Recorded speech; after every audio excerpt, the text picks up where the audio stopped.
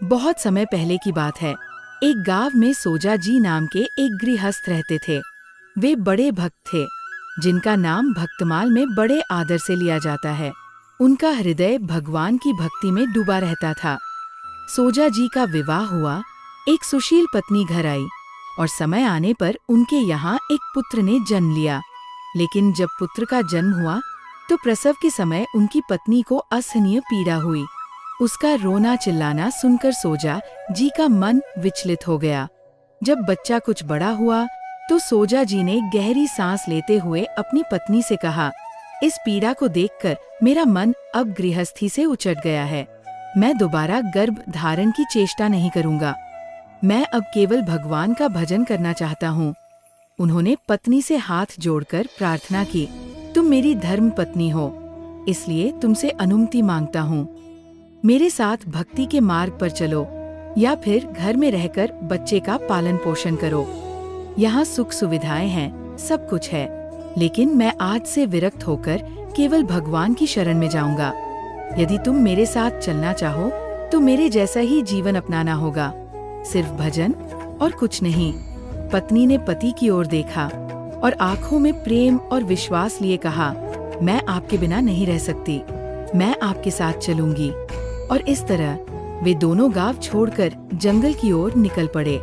जंगल में पहुंचकर सोजा जी ने देखा कि उनकी पत्नी की चाल कुछ धीमी है। उन्होंने कहा, जल्दी चलो। लेकिन तभी उनकी नजर पत्नी की गोद में पड़े नवजात शिशु पर गई। सोजा जी ने आश्चर्य से पूछा, ये बच्चा क्यों लाई? मैंने तो कहा था कि हमारे साथ कोई और नहीं चलेगा। पत्नी की आंखें नम हो गई। बोली, ये नवजात है, इसे कहाँ छोड़ दूं? इसका पालन पोषण कौन करेगा? सोजा जी ने गंभीर स्वर में कहा, जो सारे जीव जंतुओं का पालन करता है वही भगवान इसका भी पालन करेगा। या तो बच्चे को यहाँ छोड़ दो या वापस लौट जाओ। पत्नी का मन ममता से भरा था, पर वे अपने पति को भगवान मानती थी। आखिरकार उन्होंने भारी मन से जंगल में एक पेड़ के नीचे छोड़ दिया। इसके बाद सोजा जी और उनकी पत्नी 12 वर्षों तक एकांत तीर्थों में भटकते रहे, भगवान का भजन करते रहे। लेकिन सोजा जी के पत्नी के मन में बार बार एक ही सवाल उठता, मेरा बच्चा अब कहाँ होगा? उसका क्या हुआ होगा? एक दिन उन्होंने पत्नी से कहा, चलो तुम्हारे मन का ये सवाल आज सुलझाते हैं। वे अपने गांव लौटे, लेकिन गांव में प्रवेश नहीं किया। बाहर एक पेड़ के नीचे बैठ गए।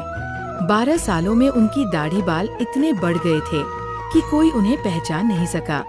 उन्होंने एक गांव वाले से पूछा, भाई, इस गांव में सोजा जी नाम के कोई गृहस्थ थे, सुना है वे संत बन गए, उनकी कोई संतान थी, कुछ पता है?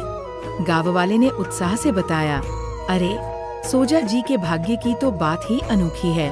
जब वे गांव छोड़कर गए तब के राजा को उनसे बड़ी श्रद्धा थी। राजा ने घुड़सवार भेजे उन्हें ढूंढने। सोजा जी तो नहीं मिले, लेकिन जंगल में उनका बच्चा मिल गया। राजा ने उसे अपने पास रख लिया, क्योंकि उनकी खुद की कोई संतान नहीं थी। आज वही बच्चा युवराज है। सोजा जी ने सुना और मुस्कुराते हुए बोले, अच्छा अच्छा। फिर वे पत्नी के साथ वापस जंगल की ओर चल दिए। रास्ते में पत्नी से बोले, देखा, अगर हम गृहस्थी में रहते तो साधारण किसान ही रहते, अपने बच्चे को क्या बना पाते? लेकिन जब हमने सब कुछ भगवान को सौंप दिया तो देखो, वह युवराज बन गया। आगे चलकर वही राजा बनेगा। उन्होंने पत्नी का हाथ थामकर कहा, अब चिंता छोड़ दो, भगवान सर्वरक्षक है। न कोई जंगली पशु उसे खा सका, न कोई हानि पहुंचा सका। तुम माँ हो, तुम्हारा चिंता करना स्वाभाविक है, पर ये मोह है। भगवान ही इस सृष्टि के माता पिता है। त्वमेव माता च पिता त्वमेव। उन्होंने आगे कहा, देखो, जंगल के पक्षी कैसे हृष्ट पुष्ट रहते हैं, न उनका कोई इलाज करता है, न भोजन जुटाता है, फिर भी भगवान उनका पालन करते हैं। तो अब भजन में मन लगाओ। जब तक सांस है, भगवान की सेवा करो।